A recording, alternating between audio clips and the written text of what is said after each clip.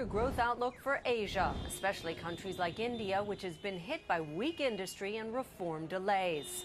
The Asia Development Bank sees Indian growth at 4.7% this year and 5.7% in 2014, sharply lower than previous forecasts.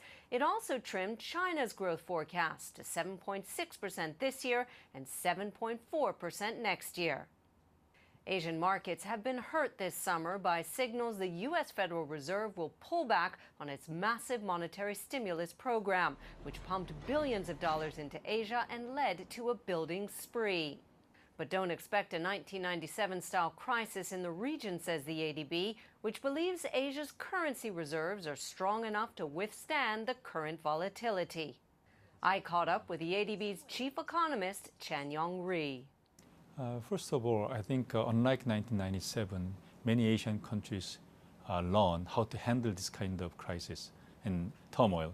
Especially they learn how to use flexible exchange rate, not to waste foreign reserves, and also they understand that how to regulate the bank more safely.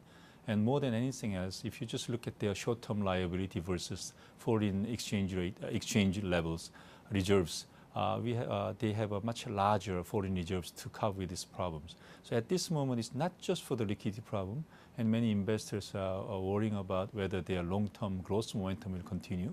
So in some sense, they probably have to take this as a warning that the structural reform is more essential to even stabilize the short-term market, but it's not the liquidity problem like 1997. So learning how to cope, a bigger ability to cope. However, when we saw that unwinding based around the notion that the Fed would taper its big stimulus program, markets were really volatile here. So surely there must be big worries still about hot money and inflows and outflows. Yes, actually we are saying that they shouldn't be complacent. And now, after the September announcement, I think also the recent, this partial breakdown of the, U.S. government, and that may actually slow down the QE tapering. But on the other hand, eventually this QE tapering will happen, and in the last couple of months, the market turmoil in the whole emerging market really shows how vulnerable this emerging economy is in terms of liquidity. So they have to be careful. So is the worst over? The sort of flow out?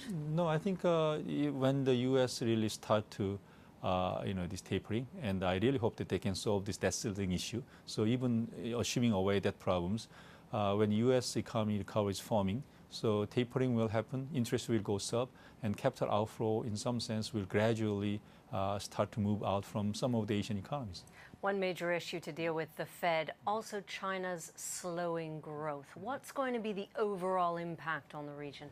We have a simulation, and we find that the 1% slowdown of China will reduce the developing Asia's growth rate by 1/4 percentage point. But on the other hand, the impact is much severe in the East Asian countries, which has more trade relationship with China. So in principle, it can have a large impact in the medium term.